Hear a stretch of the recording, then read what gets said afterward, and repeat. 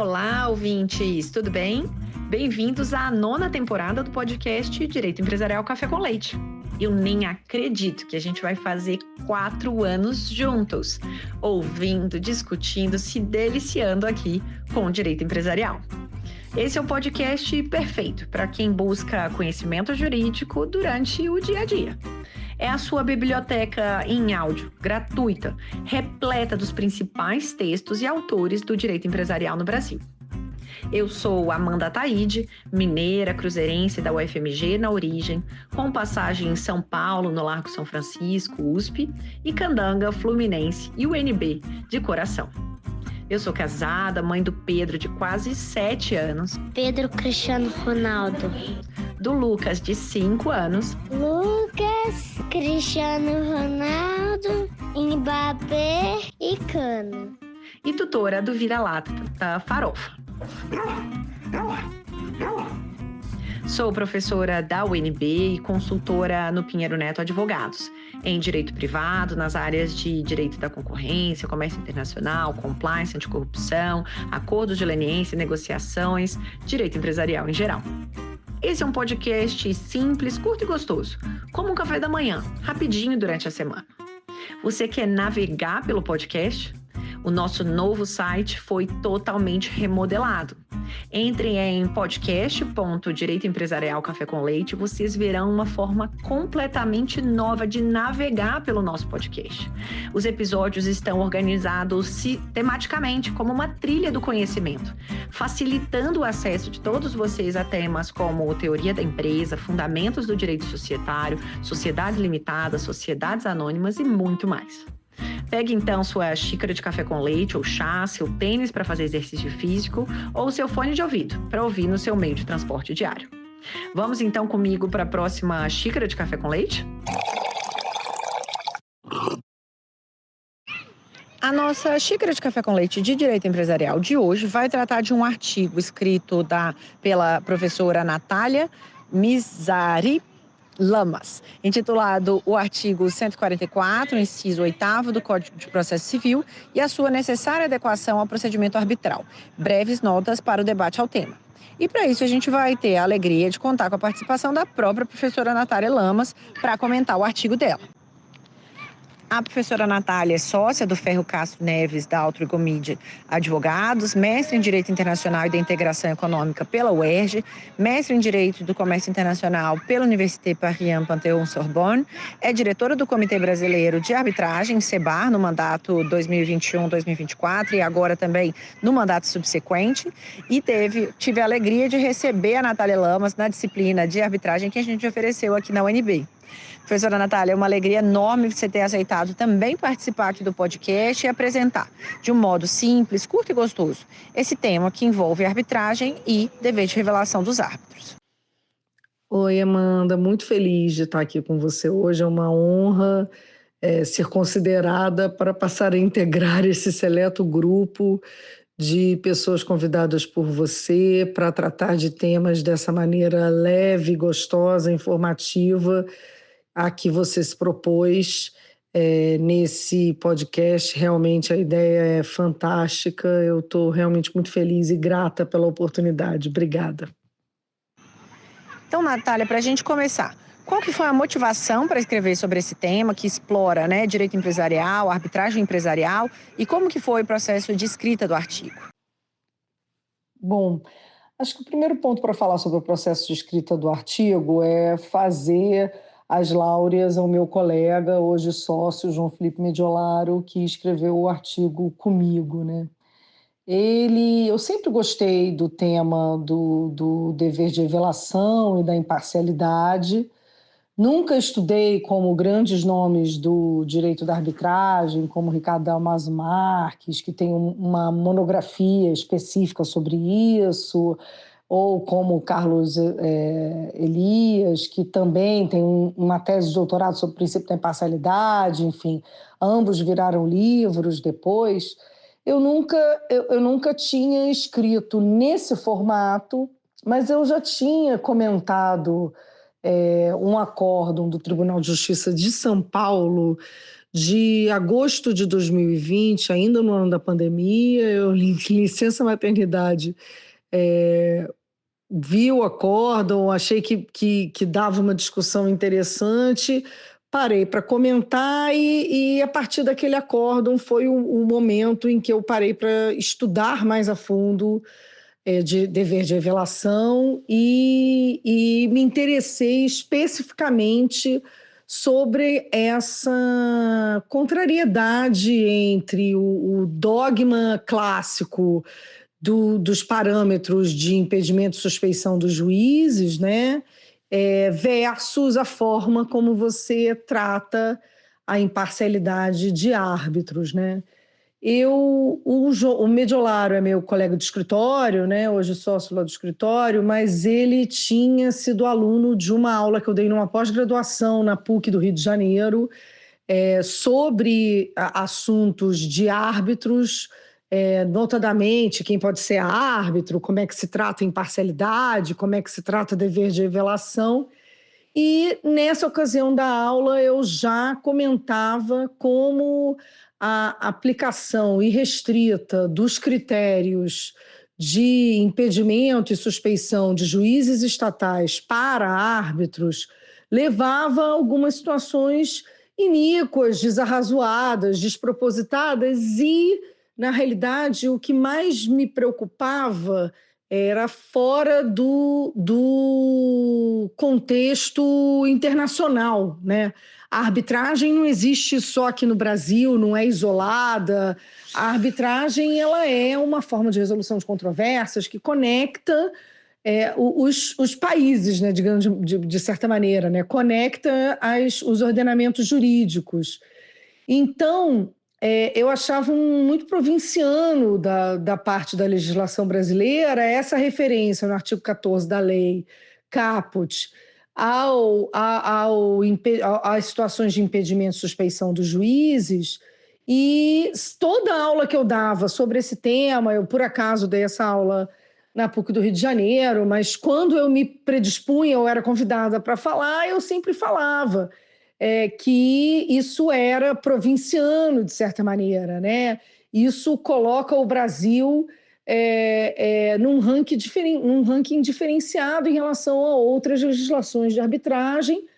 E nessa situação acabou surgindo o tema durante a aula, o João Felipe gostou, depois foi um objeto de estudo dele específico na pós-graduação.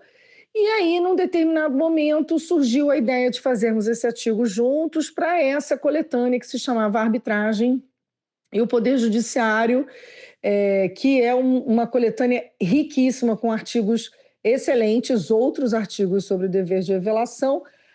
Então, assim, o processo de escrever o artigo foi uma sucessão de eventos, né?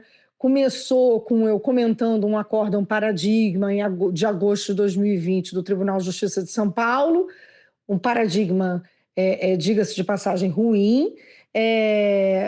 Continuou com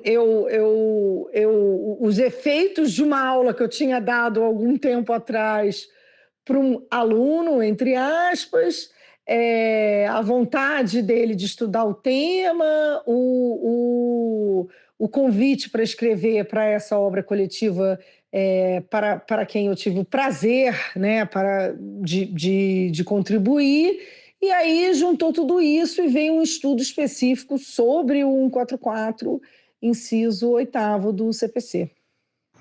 Conta para a gente, então, o que é, em grandes linhas, o dever de revelação, de que forma que é definida a relevância dos fatos não revelados e como que essa questão pode ser suscitada antes, durante e após o procedimento arbitral? Olha, Amanda, o dever de revelação é o dever que os árbitros têm antes de aceitar um encargo e durante o curso do procedimento arbitral, até o final do procedimento arbitral, de revelar fatos que possam denotar dúvidas justificadas acerca de sua imparcialidade e independência, né?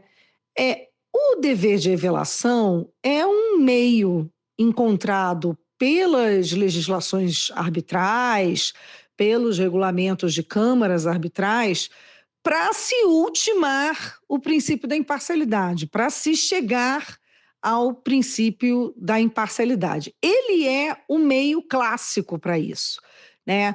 É por isso que a gente costuma dizer que o dever de revelação é a pedra angular do processo de formação de um tribunal arbitral, de um tribunal imparcial e independente, justamente porque as legislações em geral não fazem alusão aos critérios aplicáveis aos juízes. Porque os juízes, no Brasil, por exemplo, a escolha de um juiz não é uma escolha na realidade, né? Ela se dá por força da lei e em decorrência do princípio do juiz natural, né? Então, assim, a parte não tem o direito de escolha. A escolha do árbitro, por outro lado, é um princípio essencial da arbitragem, é reconhecidamente uma das vantagens da arbitragem. Então, uma das maneiras de se assegurar que essa escolha seja uma escolha que redunde na formação de um tribunal rígido e imparcial é justamente o dever de revelação. Então, o dever de revelação é um meio, e ele não se confunde com o princípio da imparcialidade. Apesar de serem temas que andam juntos e que, por vezes, são referidos como sinônimos, é até provável que eu, no curso desse podcast aqui, fale, não, revelação e imparcialidade, enfim. Mas o fato é que revelação é um meio para se atingir, é um dos meios para se atingir a imparcialidade, né? E o dever de revelação não se confunde com o dever de o juiz árbitro, né, se manter imparcial. Então, esse é o primeiro ponto.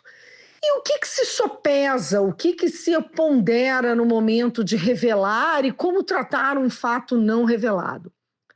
A lei brasileira é clara, assim como diversas outras legislações no mundo, regulamentos de câmaras relevantes, são claros em se referir à noção da dúvida justificada, né? Ou seja, é uma dúvida qualificada pela justificativa.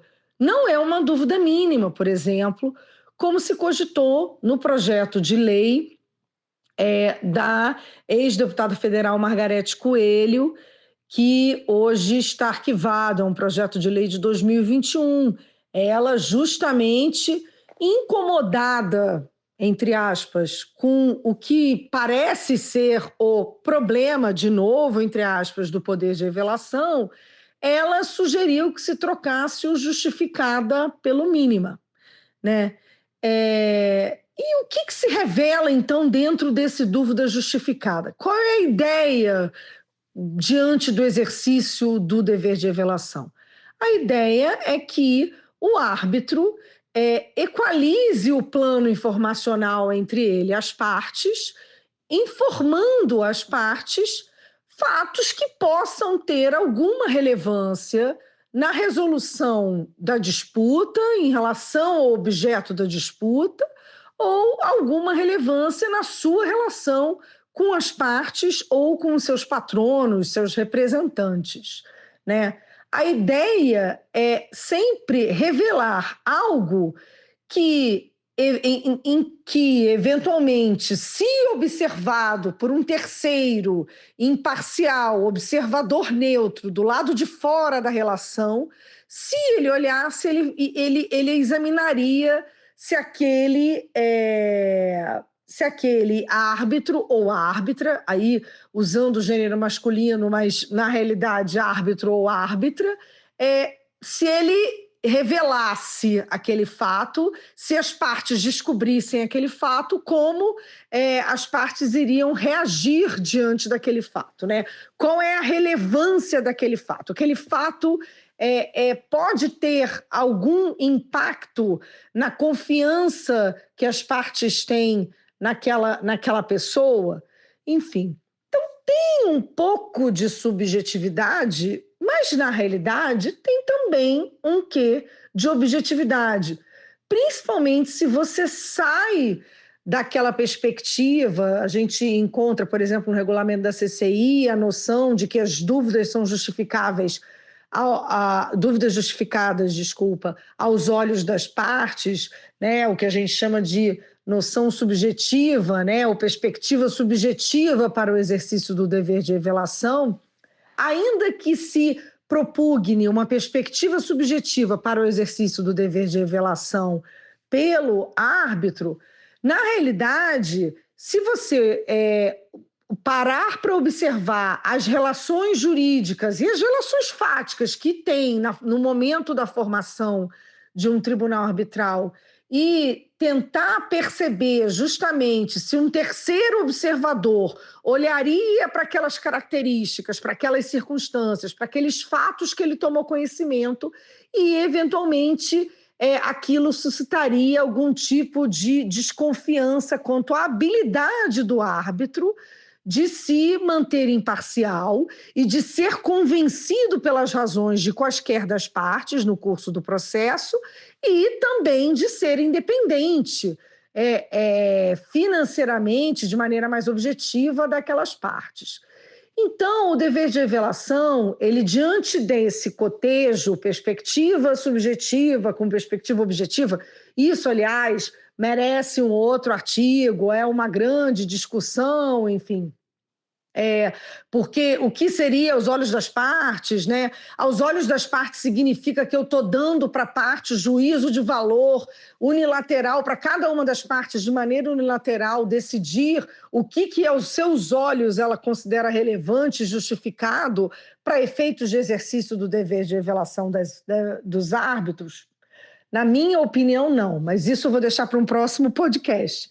Mas, enfim, continuando, o que deve ser sopesado para ser revelado e o que fazer com uma eventual não revelação? Então, a estrutura do dever de revelação foi criada justamente para ter um mínimo, né, no sentido de eu não preciso conhecer peculiaridades comezinhas da vida dos candidatos a ser árbitros, né? Não é essa a filosofia do dever de revelação. Eu não quero saber com quem o árbitro jantou, eu não quero saber necessariamente se o árbitro é casado ou não é, eu não quero saber quantos alunos o árbitro já teve na vida profissional dele, se ele é professor. Não é essa a ideia. Né? A ideia é saber de fatos que tenham alguma relevância e que, em última análise, possam ter alguma ressonância no exame da causa. Justamente por causa disso, como eu não tenho uma lista objetiva de fatos que precisam necessariamente ser revelados, trata-se de uma cláusula geral, que, como toda e qualquer cláusula geral, é uma cláusula aberta. É óbvio que dá ensejo a discussões, mas essas discussões não são só próprias do dever de revelação e não existem em lugar nenhum do mundo, em nenhuma outra área do direito e para nenhuma outra cláusula geral. São as discussões que a gente encontra para cláusula geral, para cláusulas gerais de maneira comum, ordinária para todas elas, né? Então, assim, não se trata de uma novidade. E você me perguntou, e o que fazer com uma não revelação? Depende, na realidade. A não revelação teve algum impacto no caso concreto? Qual foi o momento da descoberta da não revelação? Primeiro, para se qualificar como não revelação, na realidade, eu já estou presumindo que o fato denotava uma dúvida justificada. É isso mesmo?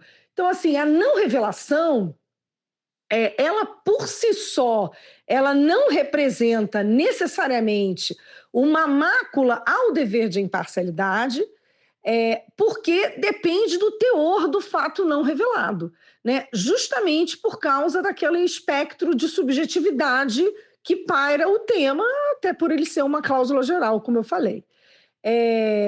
Desde o momento em que eu redigi esse artigo junto com o João Felipe, até hoje eu continuo escrevendo sobre o dever de revelação, e o tema vem sendo objeto de muito debate, de muito avanço, né? Em setembro de 2023, o SEBAR de que instituição de que eu tenho prazer de ser diretora desde 2021 lançou as diretrizes do SEBAR para o dever de revelação, e uma das diretrizes do SEBAR para o dever de revelação é uma diretriz que diz justamente que a eventual omissão ou falha no exercício do dever de revelação pelo árbitro não redunda, não necessariamente deve ser reputada como uma falha ou uma violação ao princípio da imparcialidade. Essa diretriz do SEBAR, ela não é uma novidade, não se inventou a roda. O Conselho da Justiça Federal, em uma das jornadas, um dos enunciados diz exatamente isso.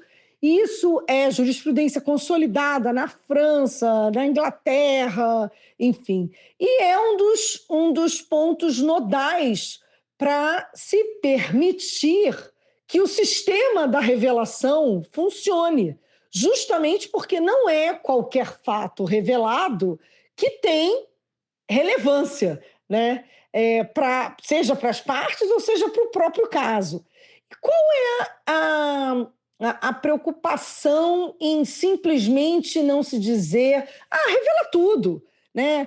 O seu começo de pergunta era no sentido de o que é o dever de revelação, o que revela, o que não revela e qual é a consequência da não revelação.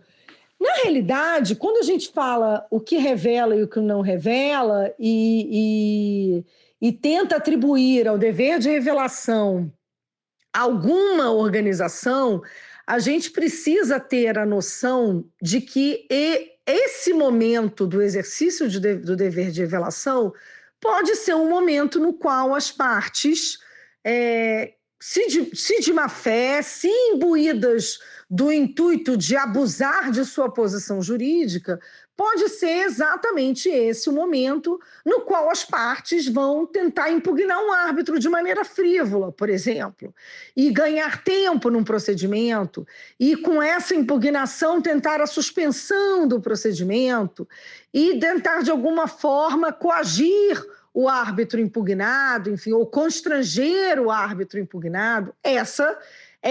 Esse é um modus operandi que a gente costuma qualificar, dependendo da natureza da impugnação, de tática de guerrilha, né? Justamente porque você pega um fato que talvez não tivesse tanta relevância assim, mas aproveita a oportunidade de que o árbitro o revelou e aumenta a relevância daquele fato, atribui uma qualificação jurídica daquele fato de um grande violador do princípio da imparcialidade para justamente tentar criar um obstáculo ao curso regular da sua arbitragem.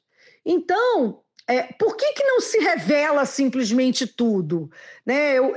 É muito comum, eu acho que em qualquer artigo que você lê sobre dever de revelação, você vai ler a máxima de que, na dúvida, pró-revelação.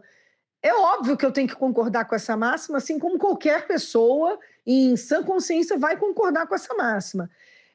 Eu só acredito que a gente precisa analisar essa máxima e ter um pouco de cuidado com ela, porque isso significa que o árbitro, o candidato a árbitro ou árbitra, passa a ter um peso sobre as suas costas que, por vezes, é praticamente impossível de se desincumbir desse peso, né? Ou seja, é uma obrigação muito difícil de ser tratada.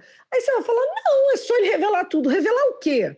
Para alguém que dá aula há 20 anos, por exemplo, será que essa pessoa consegue lembrar se, por exemplo, algum advogado que esteja aparecendo como representante de uma parte no procedimento foi aluno dele na graduação?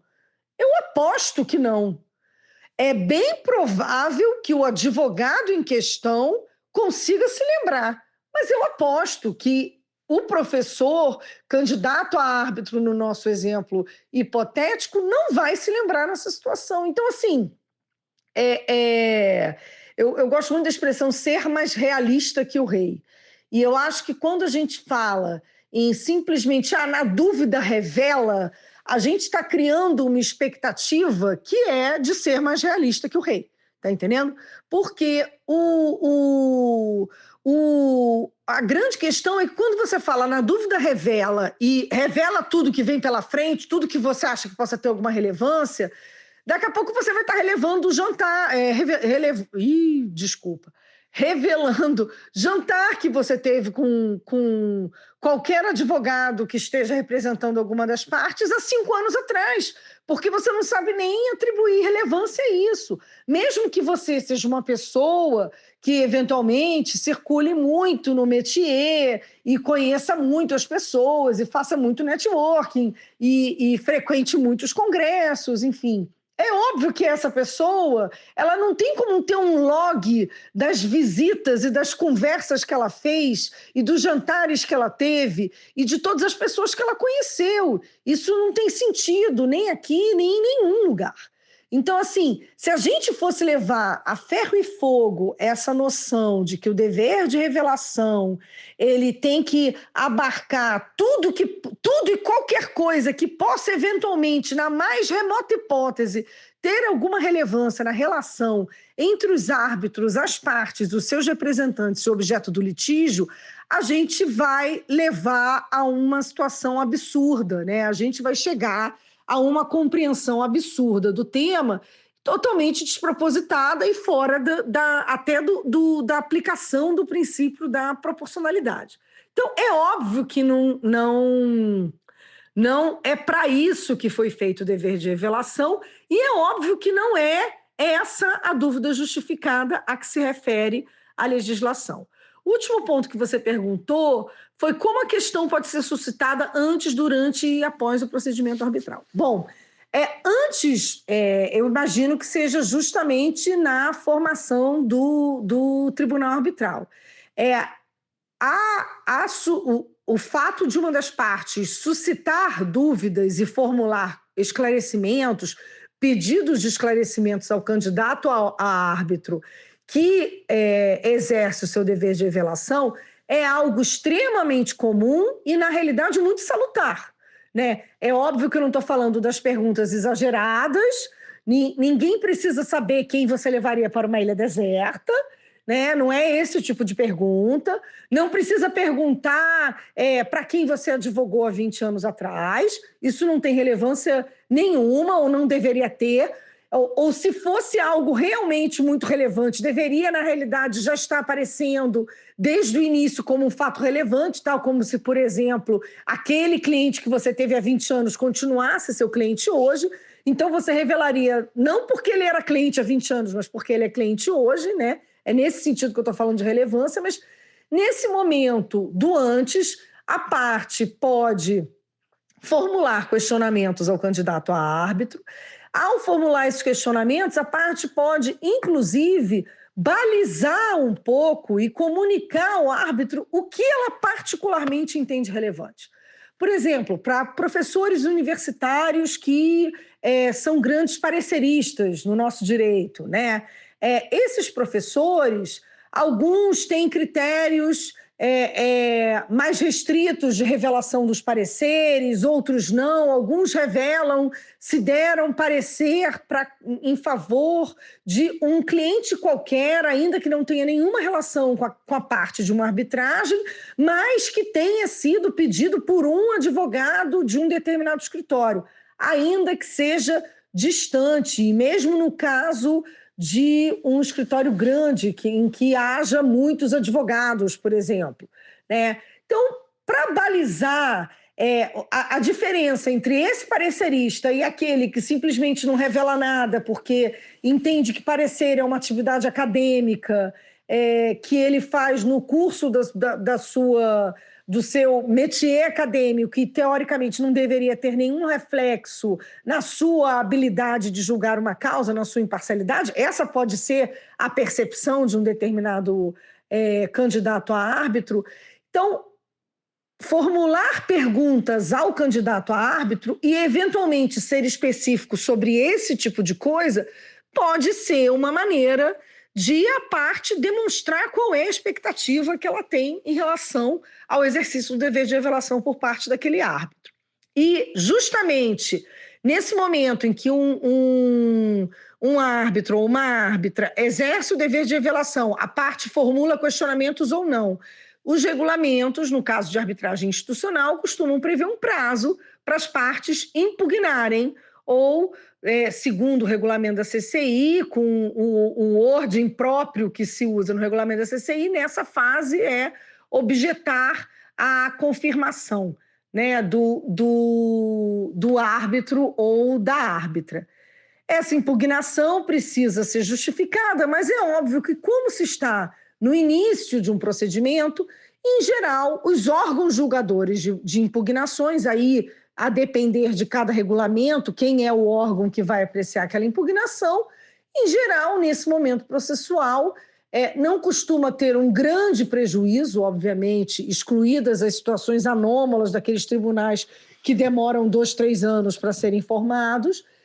Então, por vezes, a gente vê impugnações que acabam sendo deferidas ou que resultam na própria renúncia pelo candidato a árbitro.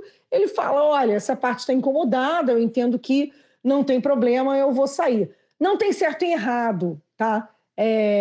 Cada circunstância merece um exame.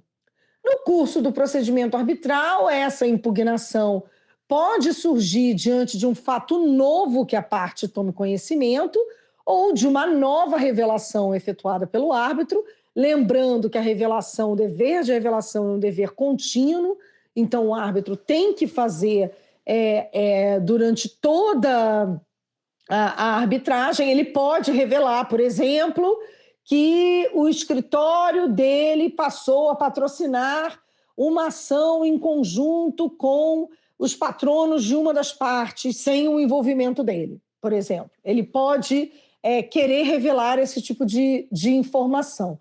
Então, esse tipo de informação, uma vez revelada, pode dar ensejo a uma impugnação no curso do processo ou se a parte descobrir algum fato novo, sempre tendo em conta o prazo previsto no regulamento, que varia de regulamento para regulamento, para que se faça tal impugnação. A compreensão da grande maioria dos regulamentos, arrisco dizer de todos, é o de que, ultrapassado o prazo, o direito de impugnar preclui. E, por fim, se tem a possibilidade de, ao final do procedimento arbitral, descoberto um fato novo, se impugnar, na realidade, a sentença arbitral. Né? A redação precisa não seria nem impugnar a sentença arbitral, seria desafiar a sentença arbitral, ajuizar uma ação anulatória de sentença arbitral com base num dos incisos do artigo 32, seja o inciso 8º, que faz referência à violação à imparcialidade, seja o inciso 2º, que faz referência a não podia ser árbitro, né? Foi julgado por alguém que não podia ser árbitro. Qualquer dos dois incisos, na realidade, podem dar ensejo a uma causa de anulação posterior de uma sentença, caso a parte descubra um fato novo que não tenha sido revelado, né, pelo árbitro ao final do procedimento.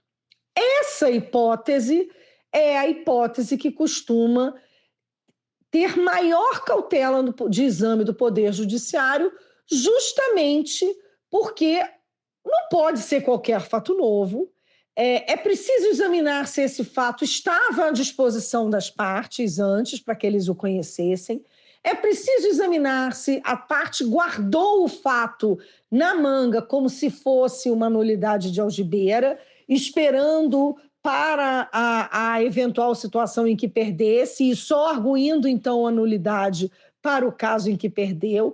É preciso examinar se trata de uma parte que encomendou um dossiê contra o árbitro e não que está fazendo aquilo de maneira autêntica, espontânea e legítima, no sentido de que genuinamente descobriu um fato novo após a finalização do procedimento arbitral e que seria capaz de inquinar de nulidade o procedimento arbitral. Em breves linhas, acho que é isso. Espera só um pouquinho que eu já volto para a nossa entrevista. Que você curte direito empresarial, eu já sei, que você está aqui ouvindo o nosso podcast. A minha pergunta é: você sabe quão conectado o direito concorrencial está do direito empresarial? Tem interesse em se aprofundar nesse tema? No primeiro semestre de 2025, eu vou lançar a segunda turma da minha pós-graduação em Direito Concorrencial. É uma pós-graduação totalmente virtual, registrada no MEC, com conteúdo linear, completo e extremamente atualizado, que visa preparar os alunos para os problemas práticos do dia a dia. Operações societárias que são de notificação obrigatória ao CAD, cláusulas contratuais, práticas empresariais, como que o direito concorrencial se relaciona com outras áreas do direito. Se você ficou curioso e interessado em como que esse conhecimento pode contribuir na sua formação jurídica e na sua atuação prática, eu te faço o convite. Entra no site Pós em Direito Concorrencial e se inscreva na nova pós-graduação que eu estou lançando, portanto, agora, em 2025, a turma 2. Eu espero você lá. Eu já peguei minha xícara de café com leite e a gente pode voltar para a nossa entrevista. Conta pra gente de que forma que a jurisprudência nacional tem entendido a aplicabilidade do artigo 144 do CPC como um dos fatores relevantes, inseridos dentro do dever de revelação do árbitro. A gente teve um julgado muito recente, agora de meados de 2024, sobre dever de revelação dos árbitros no STJ. Se você puder comentar um pouquinho também do que foi decidido e quais que são as sinalizações desse julgado a respeito do tema de dever de revelação dos árbitros? O artigo 144, inciso 8º, ele é uma novidade do CPC de 2015, né? A gente está fazendo 9 anos agora, enfim. Então, a gente, na realidade, não tem uma jurisprudência específica sobre 144, inciso 8º, e arrisco dizer que a gente tem alguma jurisprudência sobre a aplicação e a equiparação genérica prevista no artigo 14, caput, dos árbitros aos juízes estatais para efeitos de impedimento e suspeição. A nossa jurisprudência usa as expressões impedimento e suspeição para árbitro de maneira muito corrente. Mas essas expressões são próprias de juízes e, se não fosse a equiparação pretendida pelo artigo 14 caput, seria totalmente inadequado no direito brasileiro a gente usar esses termos para se referir a árbitro. Veja que no ambiente internacional as outras legislações não falam em impedimento e suspeição. Elas falam no inglês challenge, por exemplo, que é impugnar o árbitro por uma violação ao dever de imparcialidade. O árbitro não se torna impedido ou suspeito, não tem essa palavra na perspectiva internacional. O que existe é o conflito de interesses. E esse conflito de interesses pode levar a uma situação de uma impugnação procedente, de um challenge procedente de um determinado árbitro. Veja que o IBA Guidelines, IBA é International Bar Association, o comitê de arbitragem da IBA, da International Bar Association, ele produziu já alguns guidelines, algumas diretrizes interessantes sobre determinados temas de arbitragem, e um dos mais conhecidos é justamente o sobre conflitos de interesses na arbitragem internacional. E quando ele fala em conflitos de interesse, ele está querendo se referir ao que aqui no Brasil a gente chama de impedimento e suspeição, mas na realidade o nome é Guidelines on the Conflict of Interest. Então, assim, a gente já começa com essa questão, a nomenclatura, ao menos na minha opinião, óbvio que eu uso porque é muito corrente, você vai ver pessoas abalizadíssimas usando, está no artigo 14 caput a equiparação, então, de certa maneira, é correto usar, mas um dos pontos que a gente trata até no artigo é esse, porque o 144, inciso 8º do CPC só está sendo trazido para a arbitragem por causa da equiparação prevista no artigo 14. Então, seja porque muitos autores, de maneira genérica, propugnam uma inadequação dessa equiparação, seja porque a disposição em si do inciso 8º é mais nova, a gente não tem uma jurisprudência específica. E isso está tratado no artigo, porque a gente não tinha uma jurisprudência específica para citar, né? A gente hoje, desde o momento em que o artigo foi finalizado e publicado, a gente teve o julgamento da ADIM referida no artigo a respeito dos juízes estatais. Porque, veja, o ônus criado pelo 144, inciso 8º, no sentido de o ônus criado para o juiz estatal de pesquisar se haveria alguma causa de suspeição que se enquadrasse na hipótese desse artigo, é um ônus tão alto que isso acabou sendo discutido no STF para os juízes estatais. Se isso é um ônus para o juiz estatal, quiçá para o árbitro, né? Quem dirá para o árbitro que não tem um aparato estatal por trás e que pode ter mais dificuldade ainda para fazer essa pesquisa. Mas esse é um ponto, convido a quem quiser ver as reflexões que fazemos a esse respeito no artigo. Então, não temos jurisprudência, a resposta simples é essa. E sobre o caso recente do STJ, esse caso é uma votação por maioria na terceira turma, voto da relatora Nancy Andrighi, acompanhado pelo Cueva e pelo Belize. Belize fez particularmente um voto muito, muito cuidadoso e denso também, acompanhando o excelente voto da relatora.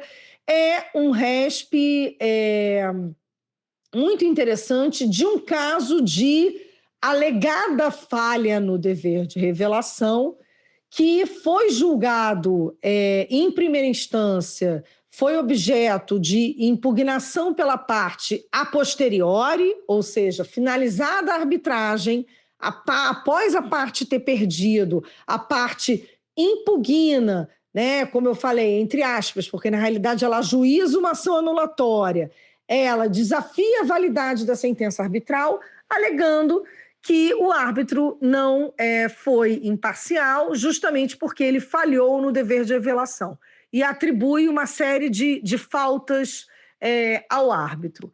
Em primeira instância, em São Paulo, julgado improcedente o caso. A sentença de primeira instância vale a leitura, ela é muito percussiente, detalhada, ela vai em cada uma das impugnações trazidas, cada uma das alegações trazidas pela parte que pretendia discutir a validade da sentença arbitral. Essa sentença foi confirmada pelo TJ de São Paulo, foi confirmada por maioria. Desembargador Ricardo Negrão emitiu um voto divergente. Desembargador Jorge Tosta foi o relator desse caso. Eu tive o prazer de comentar esse caso na Revista Brasileira de Arbitragem, revista do CEBAR, na RBA, atualmente publicada pela Kluwer Arbitration.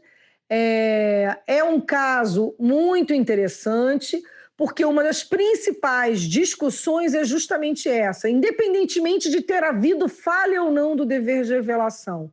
Essa falha, por si só, acarreta a nulidade da sentença arbitral por violação ao princípio da imparcialidade? Essa é uma das principais perguntas. E tanto o juiz de primeira instância quanto a segunda instância disseram que não acarreta.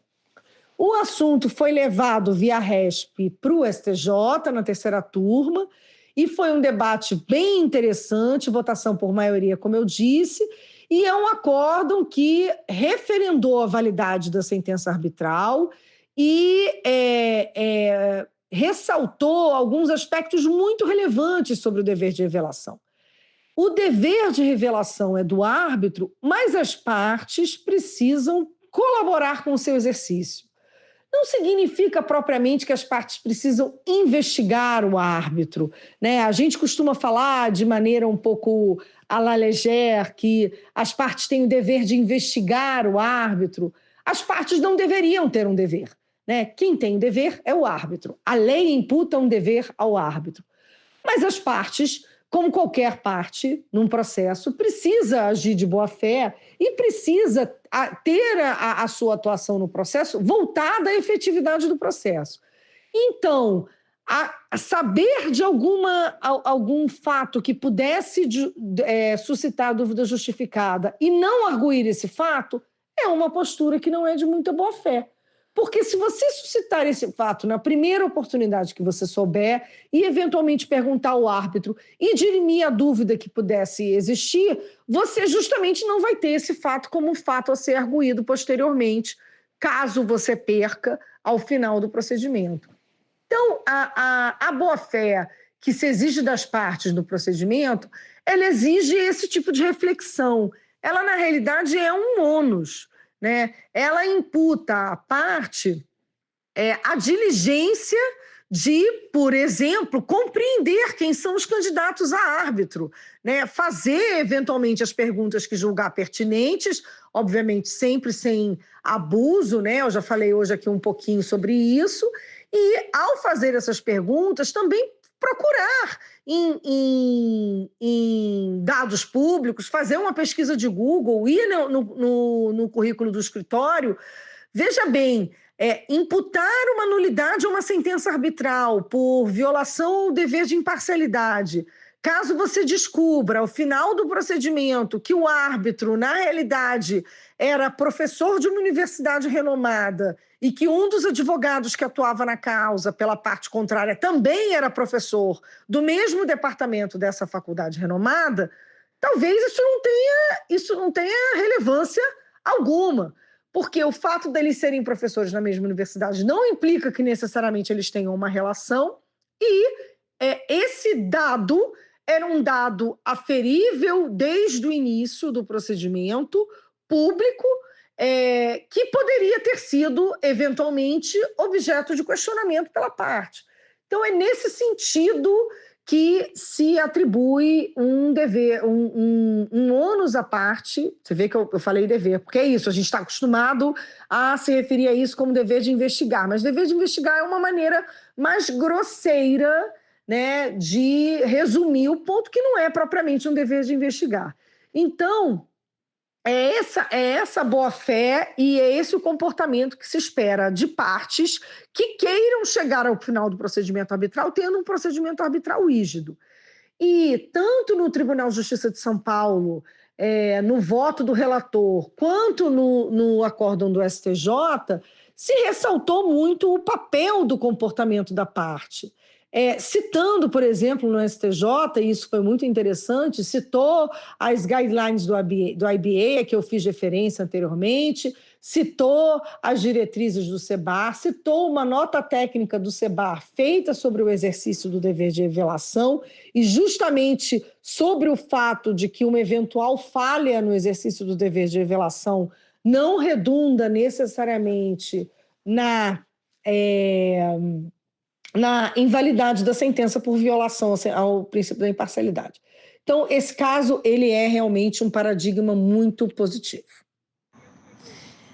E um outro tema, né? A gente tem visto hoje uma crítica muito forte ao abuso do instrumento de impugnação dos árbitros, sob a alegação de infração ao dever de revelação. Como isso podendo, né, ser utilizado para retardar o procedimento arbitral. Então, na sua visão, de que modo que essa prática, esse abuso do instrumento de impugnação dos árbitros sob esse argumento de dever de revelação, de que modo que isso pode ser evitado? Olha, Amanda, essa é a pergunta do milhão, né? Como evitar abusos do instrumento da impugnação de árbitro, né? É muito difícil, né? O árbitro é um dos personagens mais frágeis da relação tripartite arbitral e, ao mesmo tempo, deveria ser o mais forte. Esse mesmo artigo 14, caput, a que eu critiquei quando equiparou árbitros a juízes estatais para efeitos de, abre aspas, impedimento e suspeição, é o artigo 14 que eu devo homenagear e parabenizar, pois equiparou os árbitros aos juízes estatais para efeitos de responsabilidade civil, né? Então, a gente tem um regime de quase imunidade dos árbitros, né? Assim como se tem um regime de quase imunidade dos juízes. Então, impugnar um árbitro no curso do procedimento arbitral ou ajuizar uma ação anulatória ao final é o que a gente chama de última fronteira, né? É a última tentativa da parte litigante, daquela parte que quer paralisar a eficácia de uma sentença arbitral ou obstar a sua eficácia e inquiná-la de nulidade. Esse é o remédio que ela tem. O remédio que ela tem é se voltar. Se ela não tiver razões suficientes para se voltar contra a sentença, ela vai ter que se voltar contra o julgador, né? Então, é óbvio que esses abusos vão existir, existem no mundo inteiro, existem aqui no Brasil. O uso e o abuso são partes integrantes do sistema, né? E aí não é um privilégio do sistema da arbitragem ou não é um privilégio da arbitragem. Na realidade, usar e abusar de um direito é algo tão antigo quanto... Bom, nem sei terminar a minha analogia, mas, na realidade, abusar de um direito, usar de um direito em desconformidade com a sua teleologia, com o seu objetivo, né, distanciá-lo da pretensão para a qual aquele direito foi concebido, é algo que existe no direito civil, em quaisquer outros direitos, de quaisquer outras searas do direito e em direitos estrangeiros também. Então, abusar faz parte de algo que os operadores do direito têm que lidar, e meios de evitar esse abuso é a pergunta do milhão, porque é muito difícil, né? Porque, na realidade, a rigor, se você pensar no extremo, o meio de evitar o abuso seria não ter o remédio jurídico da impugnação e não ter o remédio jurídico da ação anulatória. Mas é óbvio que o sistema precisa ter esses remédios jurídicos para situações extremas, que podem ser teratológicas, eventualmente, enfim. E justamente porque o sistema precisa ter, as partes, eventualmente, com má intenção, utilizam de maneira equivocada desses instrumentos. Qual é a forma de você, então, tentar evitar esse abuso? Primeiro que eu não vou conseguir responder essa pergunta de maneira direta, né?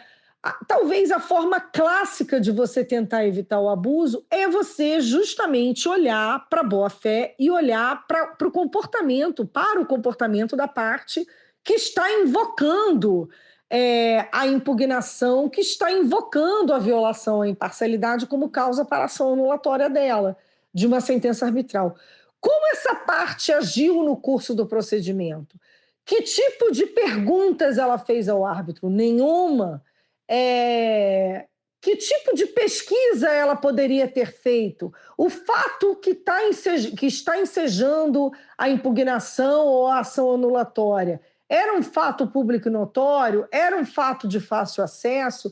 Esse tipo de reflexão é a reflexão que a gente pode fazer diante de uma impugnação para avaliar se a impugnação ou se a ação anulatória traz uma causa de caráter frívolo ou não. E foi justamente isso que o STJ e o Tribunal de Justiça de São Paulo e a primeira instância fizeram nesse caso concreto desse julgado do STJ a que você fez referência na sua pergunta e que foi objeto da minha resposta anterior.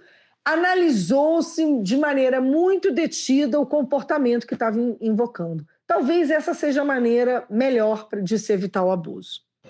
Agora, uma pergunta mais ampla, se tiver outros temas aí que você abarcou no artigo ou a respeito desse tema de dever de revelação que você gostaria de comentar, fica à vontade, agora é a hora. Amanda, eu costumo dizer que é o abuso da palavra, né? Você perguntou sobre abuso, se você me der a palavra, eu vou utilizar. Então, para eu tentar abusar pouco, porque eu acho que eu já respondi de maneira longa e os outros temas aqui que foram objetos de perguntas, eu acho que eu vou deixar, na realidade, uma reflexão. Tem muito bafafá sobre dever de revelação, muita discussão, né? Eu acho que houve nos últimos anos, nos últimos 5 anos, talvez, um recrudescimento a respeito do tema, né? Uma identificação do tema como se esse fosse o tema, o pior tema em arbitragem, o causador de um desequilíbrio no sistema da arbitragem, um causador de um grande problema com o qual os operadores da arbitragem precisam lidar, e eu não vejo dessa maneira, tá? Eu acho, pelo contrário, que essas iniciativas, o projeto de lei da ex-deputada Margareth Coelho, a ação de descumprimento de preceito fundamental, a DPF, que virou a DIN, que está no STF, sob a relatoria do ministro Alexandre de Moraes, que foi iniciada pela União Brasil, sobre o dever de revelação, eu acho que essas são iniciativas que, apesar da repercussão, são isoladas e ainda há uma série de operadores do direito, advogados, partes, empresas que ainda confiam na arbitragem, que ainda utilizam a arbitragem, uma série de procedimentos arbitrais que se desenrolam da maneira mais comum possível, mais prosaica possível, e hoje em dia eu acho que o prosaico nesse aspecto tem que ser muito admirado, e esse otimismo vem não de uma cegueira para essas iniciativas, mas otimismo oriundo da resposta que esses operadores do direito que atuam em arbitragem, que confiam no sistema, no qual eu acredito me incluir, porque eu atuo em arbitragem já há 20 anos e confio muito no sistema, e até hoje não tive motivos para desconfiar, apesar de já ter perdido e de já ter ganhado e de não ter gostado de algumas decisões, faz parte do jogo, é assim que funciona, mas o meu otimismo vem justamente da capacidade desses operadores do direito de se movimentarem e de mostrarem que o tema, apesar de ter algumas sensibilidades, justamente porque é uma cláusula geral, como eu falei, toda cláusula geral traz alguma carga de subjetivismo nele, apesar disso, o tema vem sofrendo avanços, vem sendo objeto de reflexão e vem tendo a guarida do Poder Judiciário, é uma chancela muito relevante, como nesse caso do STJ a que você fez referência. Então, assim, eu ressalto nesse sentido as diretrizes do SEBAR, a que eu já fiz referência, e isso é uma razão de otimismo. A atualização das IBA Guidelines em 2024, é verdade que a cada 10 anos se faz uma reflexão sobre a atualização das IBA Guidelines, é assim que funciona no Comitê de Arbitragem da IBA, da International Bar Association, mas a atualização com a manutenção de grande parte do corpo do que já existia antes é uma prova de que há espaço para alguma atualização, mas não há espaço para revolução, porque o sistema, tal como concebido e utilizado aqui no Brasil e em diversos outros países do mundo, de maneira bastante similar, bastante próxima, né, o sistema dá certo e o empresariado confia nele. Então, outros temas que eu gostaria de falar era um pouco essa reflexão. Acho que tem muito buzz sobre o dever de revelação e sobre os casos que viram manchete, mas tem muita coisa boa acontecendo, tem muita coisa prosaica acontecendo na sombra dessas causas midiáticas, e a arbitragem segue firme e forte. Eu acho que essa é a minha mensagem. Agora uma pergunta dessa 8ª temporada. Professora Natália, conta pra gente, na física, quem é você? E você gosta de podcasts não jurídicos? Recomenda pra gente também? Na física, eu sou carioca, muito orgulho, moradora do Rio de Janeiro, já morei em outras cidades, já tive o prazer de passear por aí, mas gosto muito do meu Rio de Janeiro. apesar de ser frequentadora assídua de São Paulo e de gostar de São Paulo e de ser feliz em São Paulo, acho que eu ainda não conseguiria trocar São Paulo pelo Rio. Eu sou mãe de uma cachorra, uma American Staffordshire, de 7 anos, a Bonbon, que na realidade se chama Bonheur, que é felicidade em francês. O apelido dela é Bonbon. A Bonbon veio para mim num momento muito difícil da minha vida. Eu perdi meu primeiro filho, que nasceu prematuro extremo e morreu no 2º dia de vida. Depois disso, minha vida deu uma reviravolta e eu acabei decidindo ter um filho sozinha. Eu sou mãe solo de um menino de 4 anos, o Eduardo, que é um amor da minha vida. E nessas condições, né, mãe de cachorra, mãe de criança pequena, diretora do Sebar, sócia de escritório, sobra pouco tempo para outras coisas. Eu, nesse momento, não estou vendo nenhum podcast que não seja jurídico, sendo absolutamente sincera. Nesse momento, eu tenho todo o tempo livre, tentado devotar para o meu filho e para brincar de Toy Story com ele, que é a brincadeira do momento. Ele é o Woody e eu sou o Buzz. Um beijo.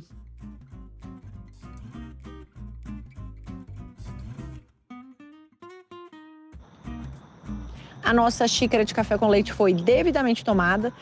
Agradecendo aqui a nosso convidado pela presença, a vocês pela audiência. Se vocês tiverem sugestões, comentários, não deixem de me procurar. No LinkedIn, Amanda Taide, no Instagram, Direito Empresarial Café com Leite e também, caso vocês tenham meu contato, podem me mandar mensagem no WhatsApp. Um abraço, até outros. Tchau, tchau.